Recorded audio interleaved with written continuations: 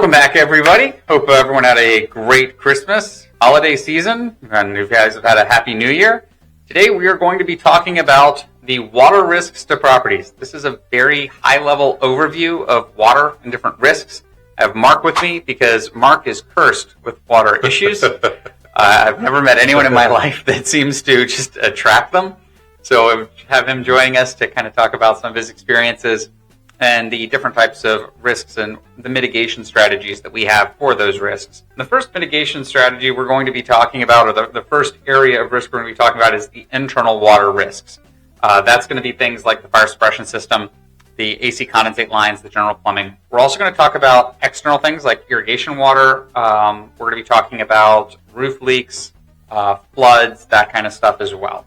The best mitigation strategy we have for our internal water leaks is going to be the water shutoff valve. Water shutoff valves they're fantastic because if you turn them off while you're away, it substantially reduces the risk of water. Now, there are some things that won't be impacted by the water shutoff valve, and we want to know what that water shutoff valve is going to shut off, particularly when you're dealing with your HOAs, single-family homes. Shutting off a water valve to a single-family home when you leave, so that this would be as a resident, you're going to turn it off when you leave. It might shut off the autofill to your pool, which would be a bad thing, so you're going to want to make sure that that's not impacted. And in some cases, if you don't have an irrigation type of water, it might be shutting off the irrigation to the home as well, which we would not want to have happen. If that's the case, then we probably want to make sure that there's a zone shut off somewhere to only shut off the water inside the house. The other problem that we have with water shutoff valves, though, is sometimes they just don't work very well because they don't get used. Right. And I know Mark had a situation at one of our clients recently where there was, I think it was an underground leak. In that one in particular, it was a mainline leak into the building, but we still needed to go into each unit to make sure there wasn't leaks within the units. So I know you've got a picture of this, the ball valve. Yeah. And the other thing too is like there's this valve and there's also what they call the gate valve, which is the old handle versions. Those are very, very unreliable. And because they don't get used, when you go to turn them off, they break off. Right, and and this happens both with ball valves and gate valves, but particularly with the gate valve, sometimes they won't shut off all the way. Right. So it's possible that you could shut off your valve before you leave, think it's fully shut off, and it actually is still running. One of the great ways to check for that is before you leave, depressurize the system. So you'll shut off your gate valve or your ball valve in this case, and then try to turn off water at the lowest level possible. Open up a valve at the lowest level possible. This is probably going to be a bathtub, or it's going to be maybe an outside spigot in a home. That might be a good place to go. And you're going to want to let all the water run out till it stops. If it never stops, that means your gate valve is not functioning well, or the ball valve. The other thing that can happen with ball valves or gate valves, particularly exterior ones that are in ground, is they will just break off because they don't get used a lot. And that's a difficult problem to overcome. We've seen a lot of associations that have tried this idea of exercising valves, where they go out and they turn them on. That actually seems to be a more costly solution, right? Because we tend to break the valves anyway. Because they're in the ground. It's not just the lack of use that's impacting when they're in the ground. They're getting corroded, all that. The best solution is actually to bring them above ground with valves, but that introduces a host of other issues. Now, one of the other solutions for mitigation that I love are these little guys. So we have no connection to this company. This is just an Amazon. You can buy these anywhere. Well, not anywhere, but if you go to Target, they're going to sell this type of thing. Amazon, or searching them online. These are about $5 each. These are water sensors. This is the lowest level of water sensor right now. Like I said, it's about $5 each. And the way they work is they just detect water when it gets around them. So you have a little bit of a water spill, and once it actually hits it, it goes off. And when it stops getting on the water, it will continue to go off until you push this little button. So even if this is dry, it's still going to continue to alert until I've pushed this little guy right here. And then it beeps at me and tells me that I've done that. So it's a really cheap insurance policy to know where there's a leak. I like to put them underneath my sink. I had a situation where I didn't have a water leak. I actually had a chemical leak. I keep a bunch of cleaning chemicals under my sink, and they ate through a jug, and it was spreading, and so it hit this and set it off. I wouldn't have seen it if it wasn't for this. Right. They're fantastic. Put them a lot of different places. They also have, this is the Wi-Fi version of it. So in this case, this is 5 of them. They're $60 for 5 of them here, so they're about twice the cost of the unmonitored ones. but it'll alert to my phone. So really cheap insurance. If you miss someone's Christmas present, you need a stocking stuffer. Everybody should have water. These little alert guys. They're like a really cheap option, and they help let you know if there's water somewhere, particularly if you can't see it. They were actually really helpful here at Newell. We had a water heater leak very recently, like in the last week or two. Mm-hmm. We had a water heater that started leaking, and it was in a wall. And so this was just happened to be in the pan, and so it started leaking. The pan was draining. So we didn't know about it immediately. It hadn't caused a water issue, but this started going off and let us know about it. I just had a situation where I had a water heater rust out. And all of a sudden, it was in a rental. Someone shows up. There's no hot water, and B, the water looks rusty. Yes. It would have been resolved easily with that. Yeah, and like I said, they're so cheap. Because nobody really checks their water heaters that often. In a perfect world, we would all have the tankless water heaters, but that also introduces a series of problems because the tankless water heaters use more power. And so you have to deal with power distribution needs, all that. Next item we're going to talk about is the fire suppression systems. They have become mandated. Now we have to have them in certain buildings. There are certain retrofits that have had to happen to put them in. The fire suppression system is an expense to a building. It is certainly an incredible life safety feature. I don't think anyone's ever going to debate that. And the idea that we could save a life, there's no cost that can be put on that. You can't set a price. But they do sometimes have issues. Contrary to popular belief, I have only seen one instance ever where it was the head that was leaking. Oh, sure, yeah. And that instance was my sister. She went to FGCU, and it had just been built when she was there at Florida Gulf Coast University. And I guess her roommate flipped a towel over her hair in the shower, in the bathroom. It hit it, and it set it off. And they all went off, and they ended up having to be in hotels for a while because of the amount of damage it created. This is more common for what we see, which is leaks that happen around the fittings where it's in. And so you'll start to see something like this. So when we see a roof leak and it's reported to us, we want to know if there's a fire suppression system involved. And oftentimes it might be coming from that as well. The other thing about this that can happen will be if someone is doing construction and they're up in the roof and they happen to step on a line or tap a line or something. We've seen issues come from that as well. AC condensate lines. This is one where when you turn off the water supply, it won't fix it. So AC condensate lines kind of are an interesting product. They have something called they call it a P-trap, which I don't know why it's called a P-trap because it actually looks like a U. I want somebody I can ask that question for. Because they're talking about this thing right here, right? They're talking about this piece, which to me looks like a U. The reason it exists is, so you've got the air handling unit, which in our diagram is over on the right side, and it has a condenser, which is, you've got something that's creating a cool area. Air travels across it, condensation occurs, it drips into the condensation pan. From there, it goes out the condensate line. But because the condenser itself, the air handler, is operating at a positive pressure volume, you can't just have a tube that's going to the outside because all of that pressure would just be escaping. So we have what's called a P-trap, and it holds water. The challenge that's created by the P-trap holding the water is that stuff grows in that water. Algae, just nastiness occurs in this little P-trap area. And then it clogs up and usually will get back up into the air handler. It causes an overflow. The other issue that we've seen happen will be that gets blown out. So in this case, you can see this is a current one. There's a lot of different versions you're going to see. The older they are, the less condensation valves or less clean out valves you're going to see on them. But you'll have, it gets dirty. Air tries to blow it out. They blow it out and it goes into the actual line that's running through the building. So if you're in a condominium association, you might have a single condensate common line that's running up and down. The owners are responsible for this part that we're looking at right here. The association is responsible for the common line, and the muck gets blown into the common line, and now we have a common line that's plugged. And inevitably, it will impact the first floor units first if you're in a multi-floor situation. And the real danger on that is that most of these units have a switch that's going to turn off the AC if the pan starts to fill with water. But the problem will be that condensate water might be coming from the second or third floor. It'll turn off the first floor, but it's not going to turn off the second or third floor, and the condensate continues to be a problem. another time where having these is fantastic.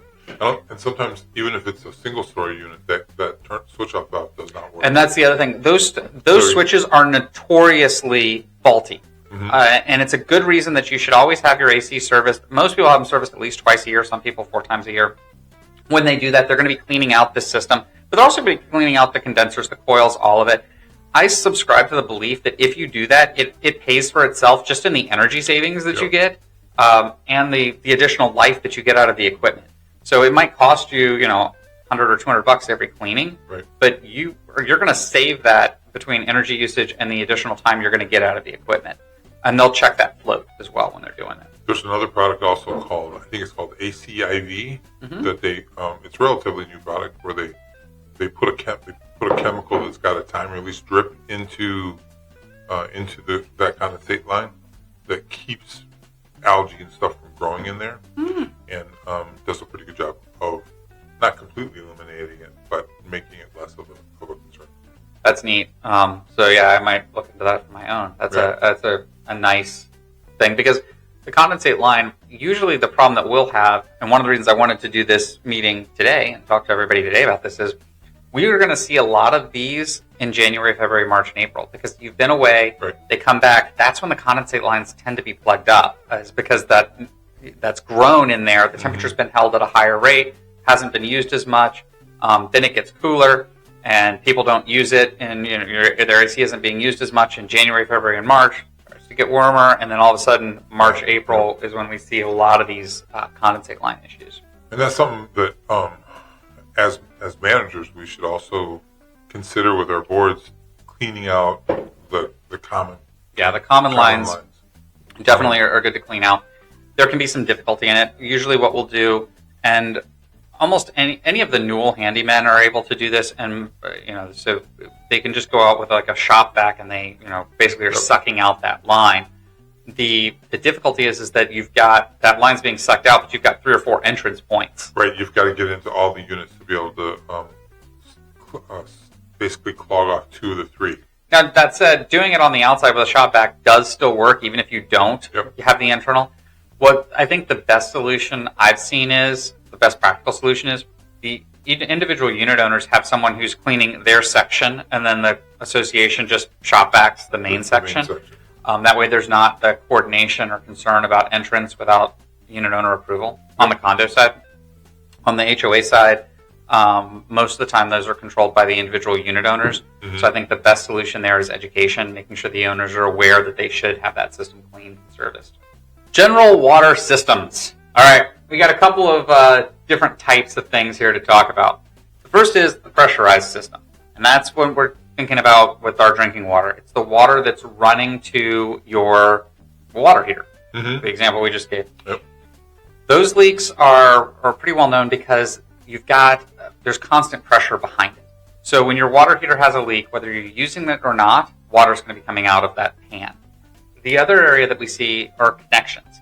So under sinks, that's again a great place for these guys. Your dishwasher, having these underneath your dishwasher is a great thing, because your dishwasher, if it has a leak in it, will impact that. Washing machines, they have those connections that run to, for the cold and the hot water. So throwing one of these behind your washing machine is a great idea as well. Then you've got, did I miss anything on the pressurized? Well, the only thing I would tell you, and this is where sort of like I've had way too much experience at this, is the pressurized system, given the age of a lot of the buildings down here and the material that was used, you're starting to see those supply lines, the domestic lines, as they come to the faucets, you're starting to see those fail. And we just had it recently in a big condo. I've had it in a house before, where it's not immediately evident where the leak is.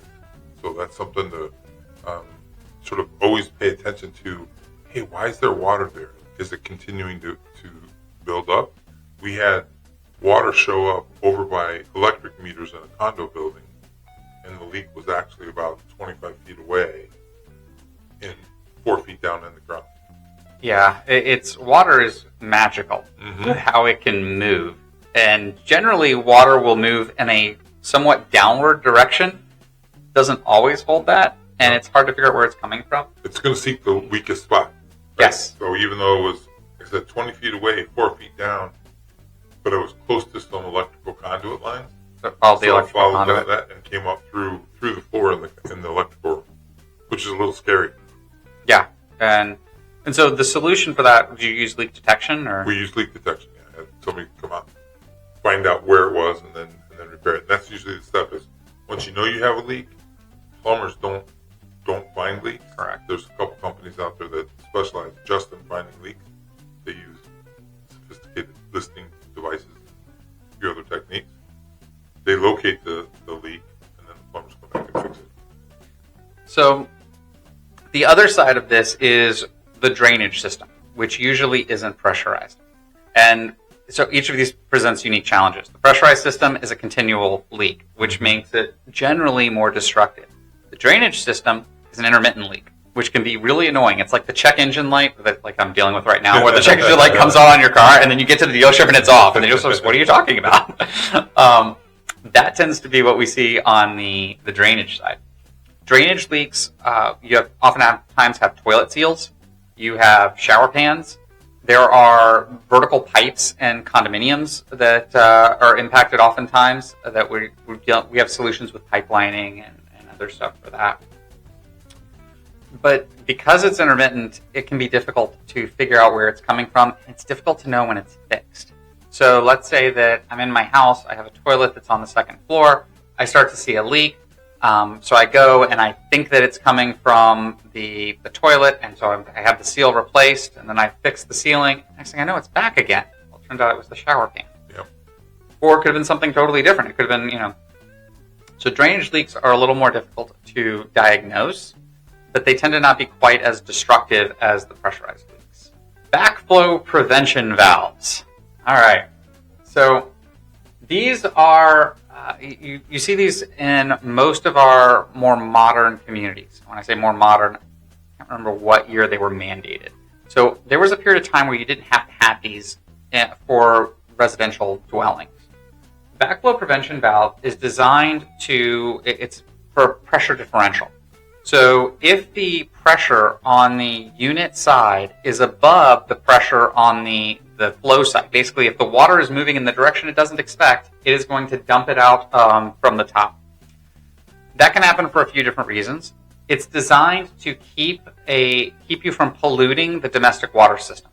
So somebody can't inadvertently pump chemicals backwards or pump something that we don't want backwards into our water system, and it goes down the line and it's consumed by another person. They do leak. They particularly, we're having a cold snap right now. They leak when there's cold snaps. Things constrict. This is, I don't know, maybe a 2 or 3 inch line. I can't really tell from here. But if I could zoom in, I could tell you exactly what it is. But these things exist all the way up to massive fire pipes.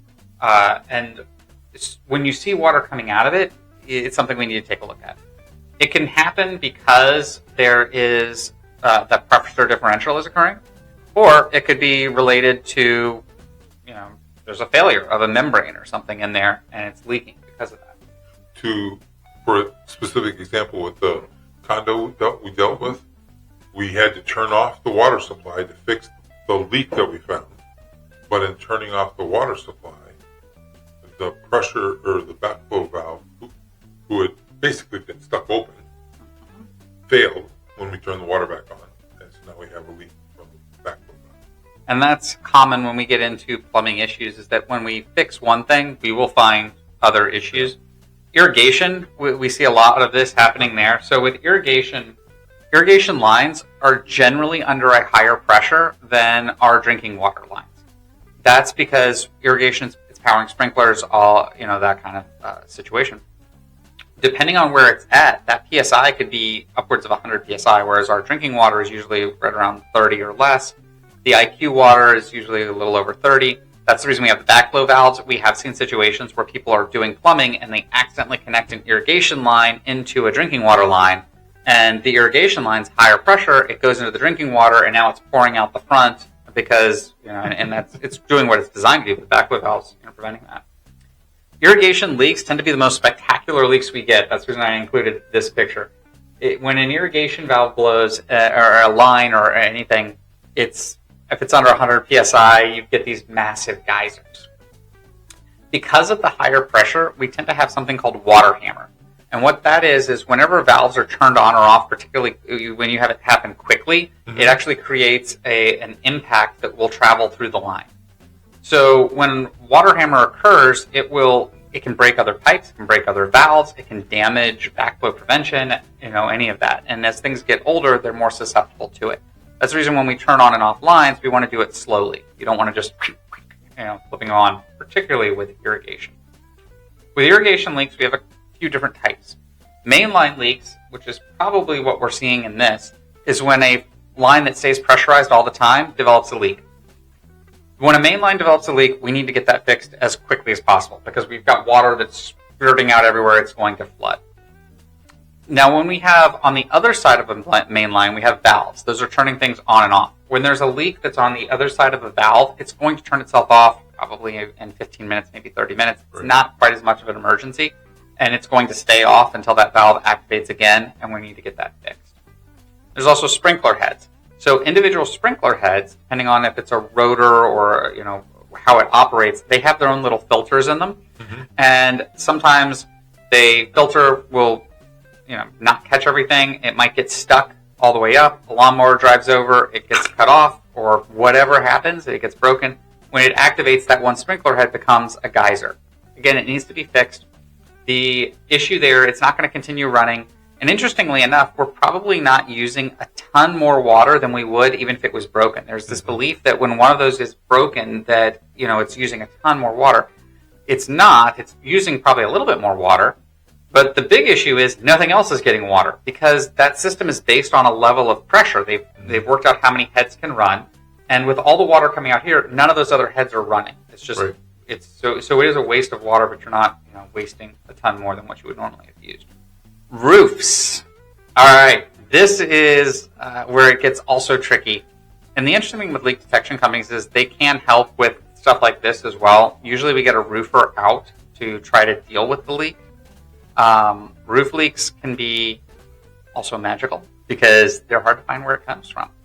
Roofer's going to go out, they're going to look on the roof for any obvious signs, they're going to make that repair. They're going to, at this point, we hope that it's all fixed.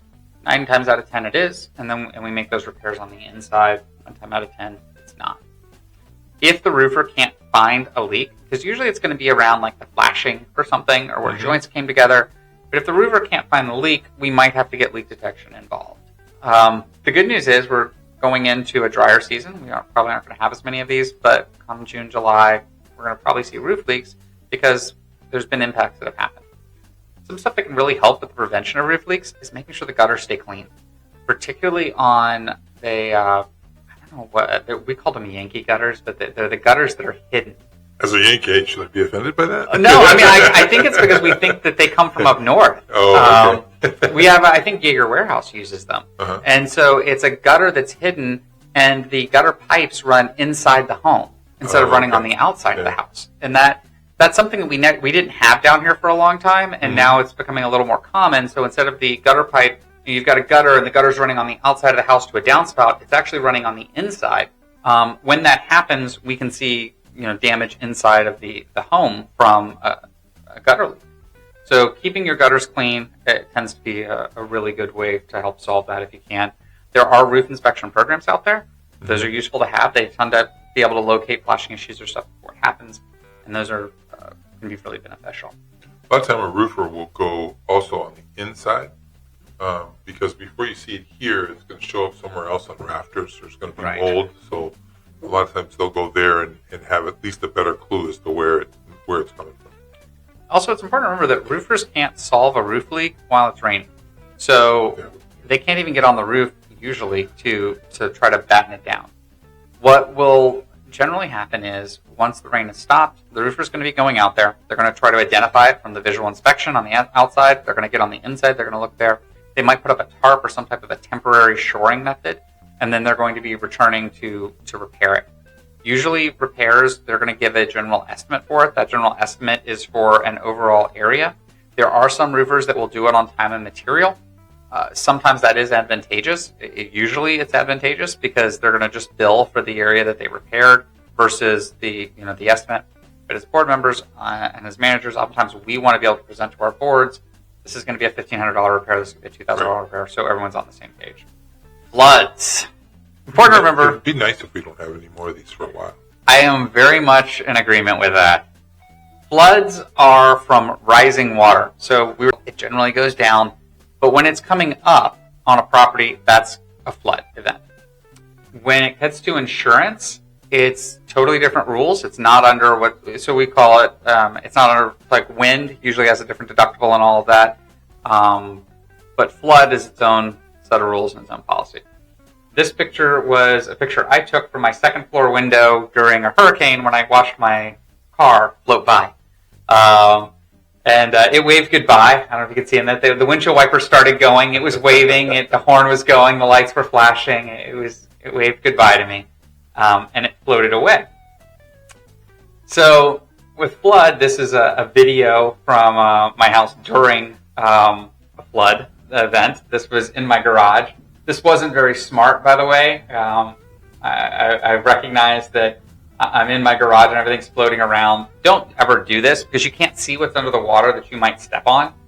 And it's really a dangerous idea. Or where electric lines are if the electricity's on. And actually, ironically, I went down there. The reason I was in there was to turn the electricity off on the panel, which wasn't smart. Also, recognizing that going to a breaker panel while you're waist deep in water and flipping off breakers, not the most intelligent thing I've ever done. And so this was the first floor of my house. And the water at this point was going down in these pictures.